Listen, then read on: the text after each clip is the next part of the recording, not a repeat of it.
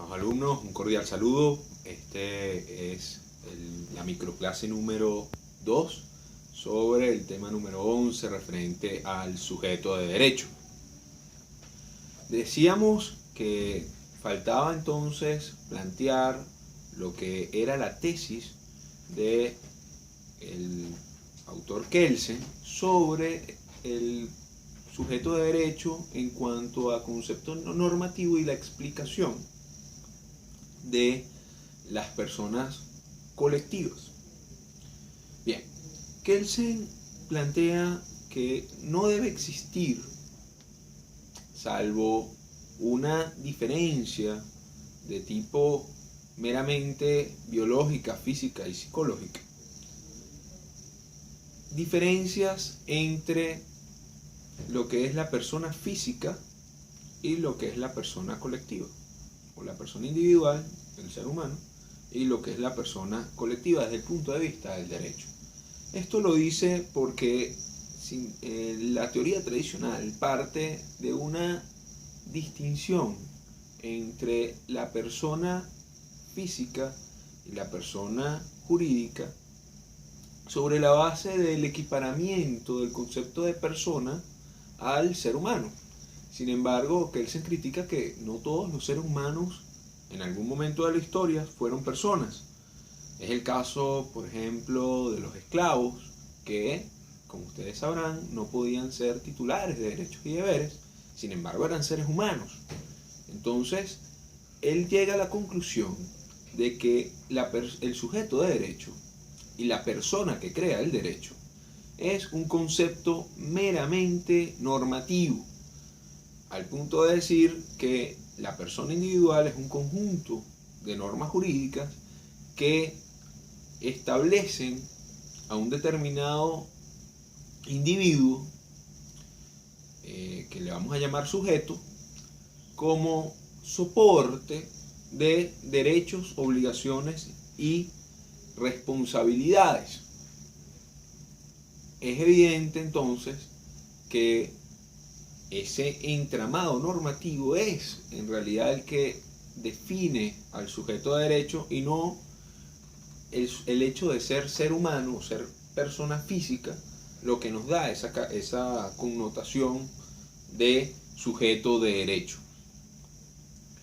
De esta manera pareciera entonces equiparable el concepto de persona o potable el concepto de personas para las personas jurídicas. ¿Por qué? Porque las personas jurídicas también son un conjunto de normas que establecen para un conjunto de individuos que tienen algunos intereses comunes o persiguen un interés común, que esas personas puedan tener o puedan ser un centro de derechos y deberes distinto de los sujetos individuales, ¿no?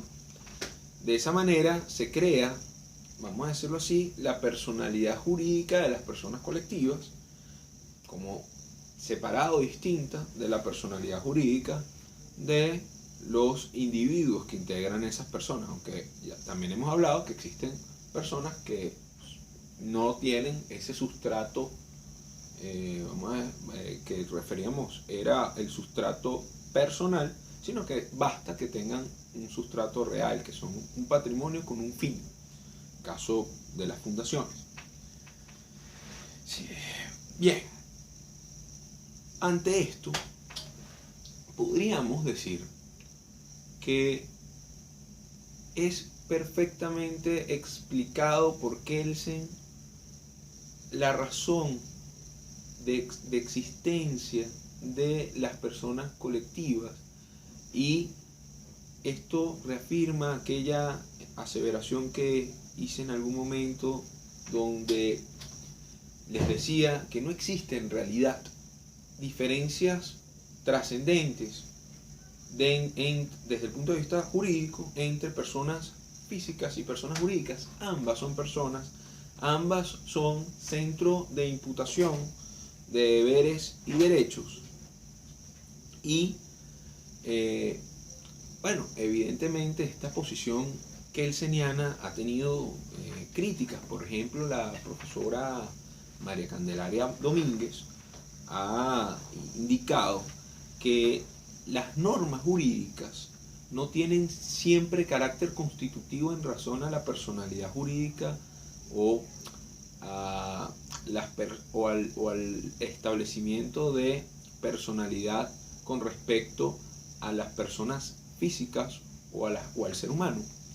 Al decir que en este caso la norma lo que tiene es un mero carácter declarativo de esa personalidad. Ella parte de la base de que por el solo hecho de ser humano, pues se tiene personalidad y se es persona. Esto podría tener a su vez un problema para explicar, por ejemplo, el por qué los esclavos en algún momento del derecho romano pues no eran personas. Y sí es un tema todavía no unánimemente resuelto por la teoría del derecho y la filosofía del derecho, dar una explicación consona, unitaria, con respecto a las personas colectivas.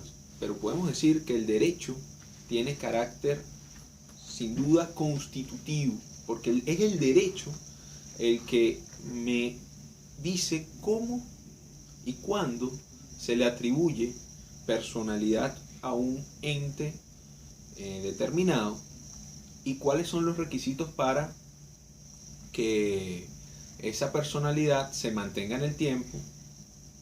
Incluso las normas de derecho son las que rigen la vida de esas personas.